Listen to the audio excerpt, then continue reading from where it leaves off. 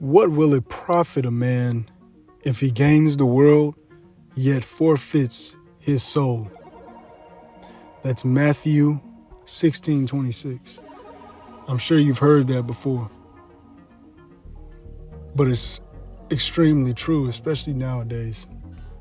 Now, most of the time when you think about people selling their souls, you're thinking about celebrities and signing contracts in blood and all this other sort of stuff. But to be honest, everyday people have sold their souls. We've sold our souls for convenience. We sell our souls for likes. We sell our souls for views, day in and day out, all to gain status. Status, being high up on a plane, high up over everybody else, to be above, to be elevated. And we do whatever it takes to be elevated. And in return, you get analytical success, even influence. There's people who do gain followings and gain notoriety, but at the same time, with all that status and clout, what did you do to get there? What did it take to get there? What did you lose to get there? And most of the time, people lose their souls. And even outside of social media, because we can look at celebrities, that's a micro scale. On the macro scale, the population of this country and of the world, what did we lose? We lost a part of our souls. Or you lose your whole soul. You lose your whole self for analytical success. And on top of that, we live in an age of convenience. We've sold out for convenience, things to get here quicker. For like, you want your Amazon package to get there quicker. That means an Amazon worker has to not take bathroom breaks to make that happen. They have to work, 24 hours. I know that's an exaggeration, but it's the truth. For our convenience, things had to be sacrificed. And not always a good sacrifice. Now at the point where they've been working all these long hours and day in, day out, and now they're about to get replaced by automated machines. The expansion of AI and robots has been something talked about for years, but now we're here now. We're at a point where AI is it's rapidly developing. There's probably AI that's still in the vault right now that they haven't even released yet. They're in a race to see who can make theirs more advanced. You've heard about ChatGPT or whatnot, but it's going to go far beyond ChatGPT. We're in a new age now.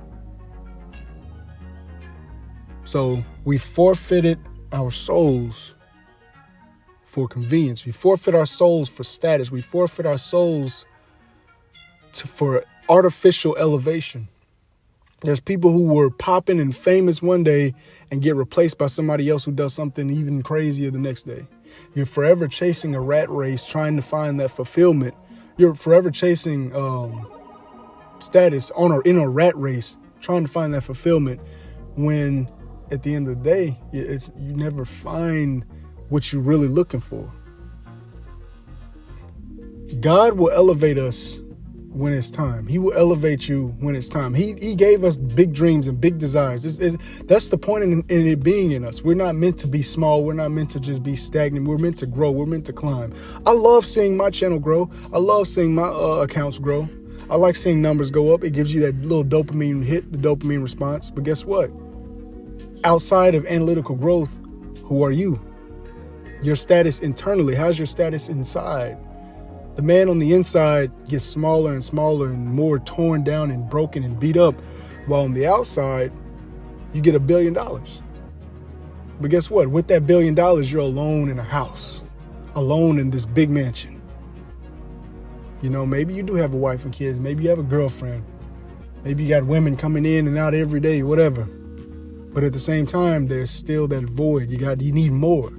More. You need that hit again. You need that feeling, that constant dopamine hit. Dopamine is the biggest drug that we have. It's inside our bodies. It's a chemical that's released inside our brains.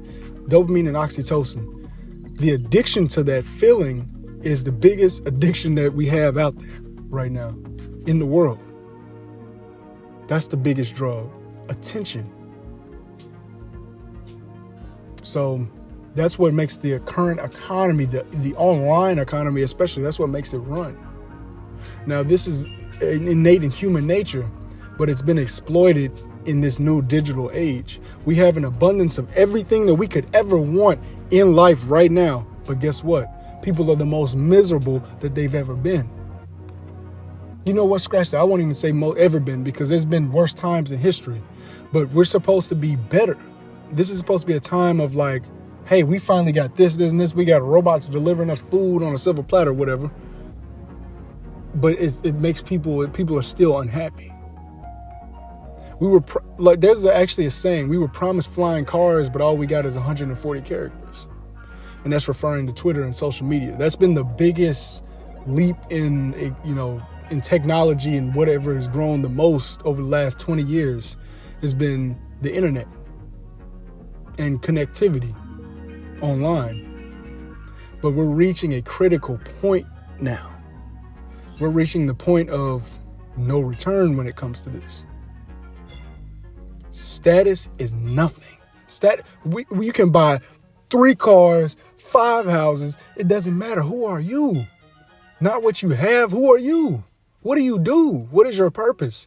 God gave us a purpose for a reason, not just to have cars and all this other sort of stuff, because that stuff is not going to be here when you're dead. You can't do anything with it.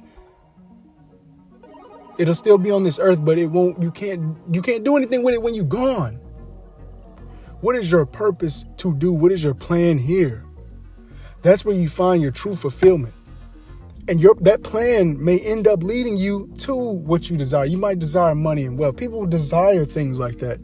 But how you get it is what matters. How you get it is what matters. Status can get you through the door. It can get you a job. It can get you this. It can get you that. But at the same time, how you achieve that will determine how successful you truly are. And that's all I got. See y'all later.